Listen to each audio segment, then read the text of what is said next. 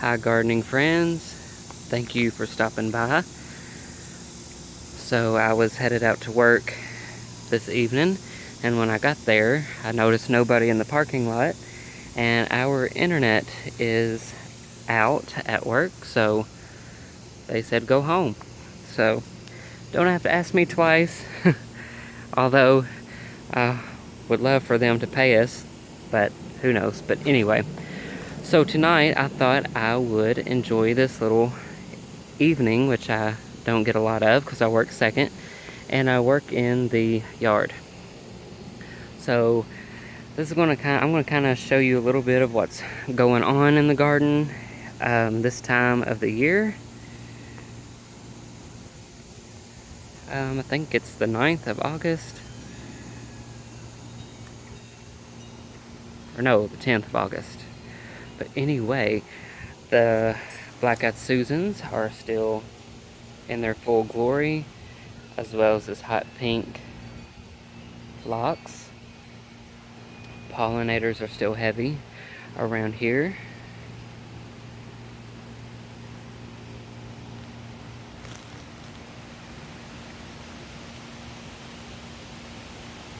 A new blooming flower this week for you guys is the Japanese anemone.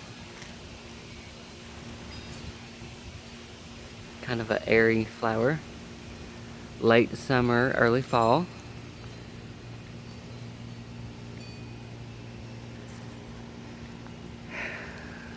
Let's see what else is in bloom right now. Of course, the snow in the summer will still be blooming all the way through October. Probably the first frost. Still a few more blooms on that hibiscus back there. Getting some growth on my smoke bush, purple smoke bush. So I'm happy about that. Swamp milkweed is going to seed, and for some reason I didn't see any caterpillars on this year. Usually this is what they eat and they will lay their eggs on, but I don't know, it might be a little early, but I could have sworn they were here by now last year. But anyway, as you can see, it is going to seed. You can hear Merle and Emmylou back there.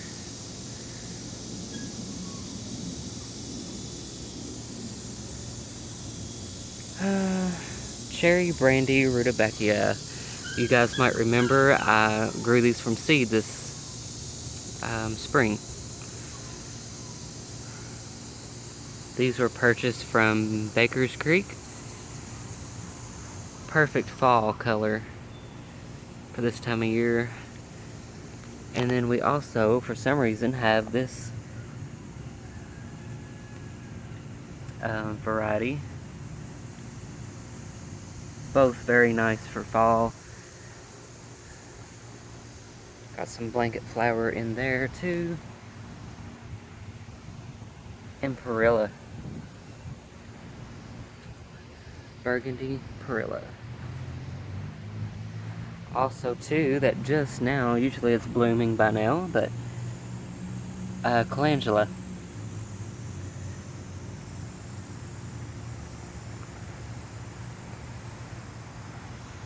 Alright, so what I really wanted to talk about in this video, I think that's all the new flowers that are in bloom for this time of year. Of course, like I said, a lot are still in bloom. So, like I said before, a lot of stuff is coming out of this main garden bed here, and I have started with that good old loosestrife, gooseneck loosestrife, and this is a pain in the you-know-what to get out of here. It is hard to pull, you have to dig it up, and you can see that it is it travels underground, like the roots and stuff. So that's how it spreads, and before you know it, one little piece can completely take over your garden if you're not careful. So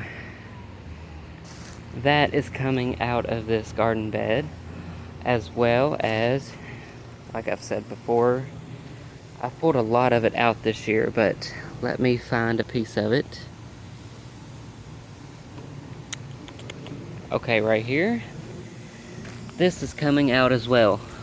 Every bit of it. The Creeping Buttercup. Now in the spring this will get a like a school bus yellow flower on it.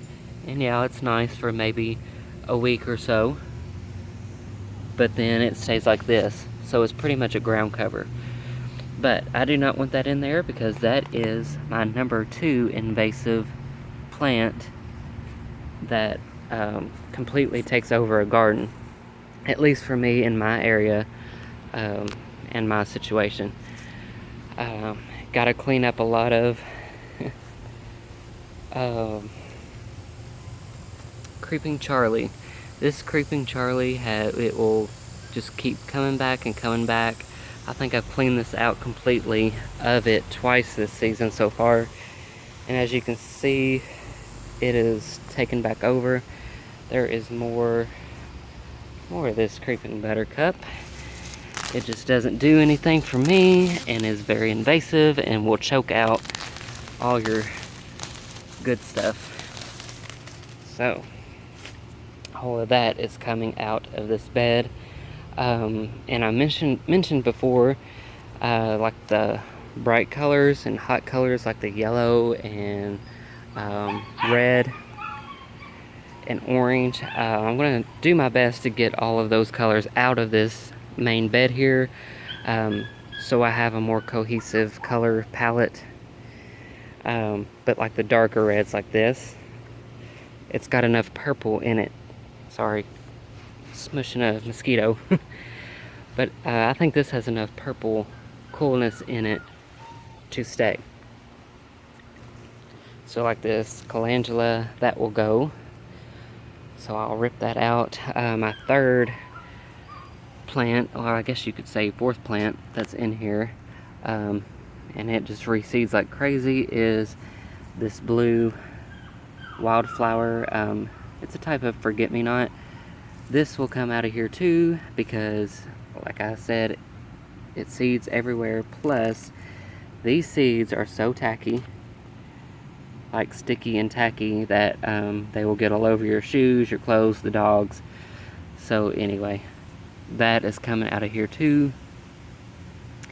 I might replace it with some blue Victoria Salvia or something like that to still give me that blue color in here. But like I said, cool tones. This is going to be a cottagey garden, as it is. You guys know that. This is my cottage garden. And I'm putting more formal stuff on back in the backyard, further back, and maybe around my fence lines here, which is another project. Slowly laying down mulch and plastic. But I think around my fence lines I'm going to do a more cleaner, repetitive, formal gardening with that. And then my flower beds in between will be more cottagey, if that makes sense. So here's a look at the Hosta garden.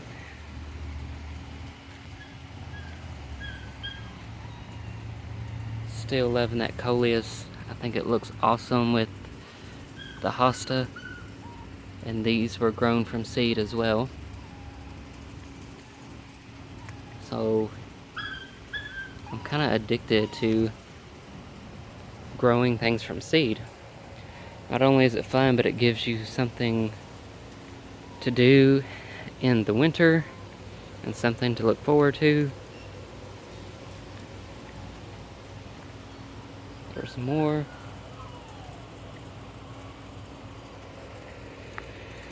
Okay, now I get to show you my ugly over here. I popped in a little bit of everything. I can't believe I'm showing you all this, but this is a bad area over here. think we all kind of have those areas in our yard though. I popped in a few pumpkin plants, which I've said before, I always get plenty of vine,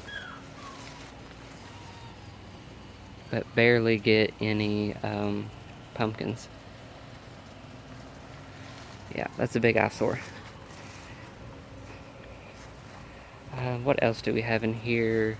We have, I'll give you a little update on my gourds. I didn't think they were gonna do much, but slowly but surely, we've got some gourds going on here.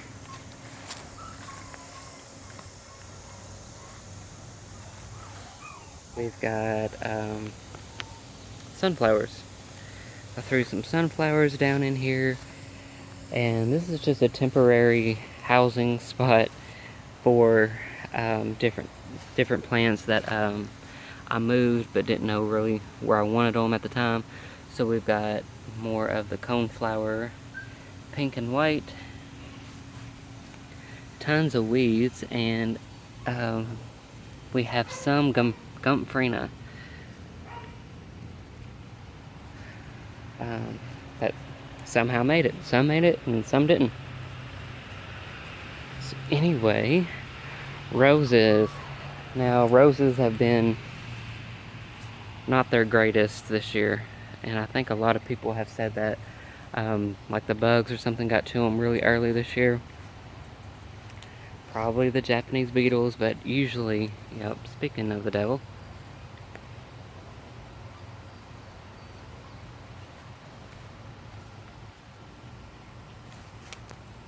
my camera would focus. But yeah, roses have not been their best this year. Autumn clematis. Sweet autumn clematis. This will be white. And instead of like the big star-like petals, they're more in a cluster form. So this will be full of white blooms, and it'll be very fragrant.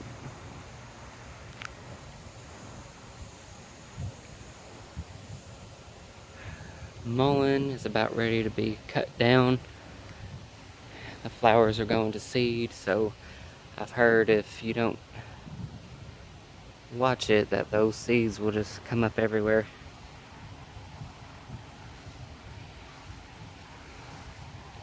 Some coneflower that's past its prime, starting to get a little bit of white mildew back here. We finally got rain yesterday.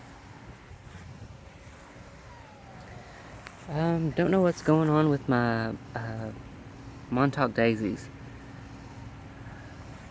Usually they bloom before this time. White rose. Again, I think I got a love-hate relationship with this gooseneck loosestrife. This is what I pulled out in the other garden. I think if the flowers would last longer than they do, I probably wouldn't mind it as much.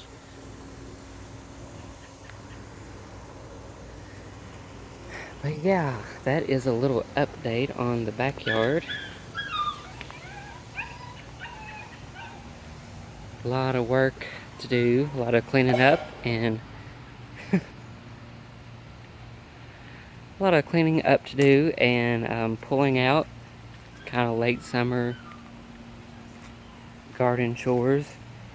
You can see I already got a pile of weeds started here.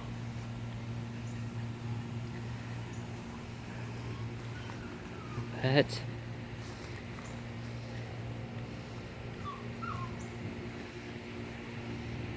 that needs to be cleaned up a little bit. I don't think I'm going to do morning glories again, especially on the fence anyway. By this time I think it just kind of looks a little messy.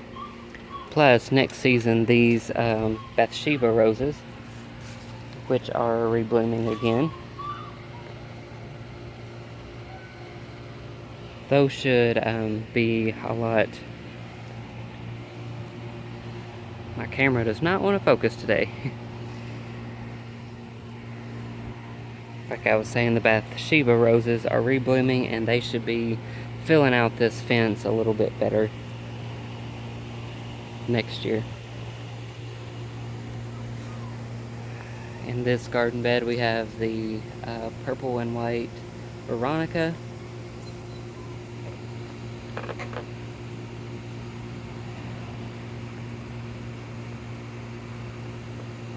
And that, I think it's an Oh So Easy rose, apricot color, and the purple salvia.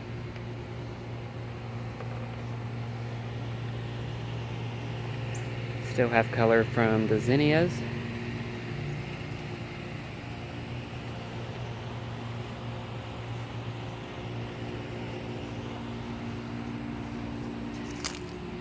And then some late blooming dahlias. One thing that I'm going to work on next year, which has been a huge problem, is working on staking things a little better. With that heavy rain we had, a lot of my hostas, a lot of my dahlias have fallen over and kind of broke. So anyway, that's something I got to work on. But anyway, guys, thank you for stopping by today. Thanks for watching this video. If you want to become part of my garden family, hit that subscribe button. I'd really appreciate that. And then we've got more Halloween and fall gardening content coming your way. Alright guys, have a great rest of your week, and I'll see you in the next video.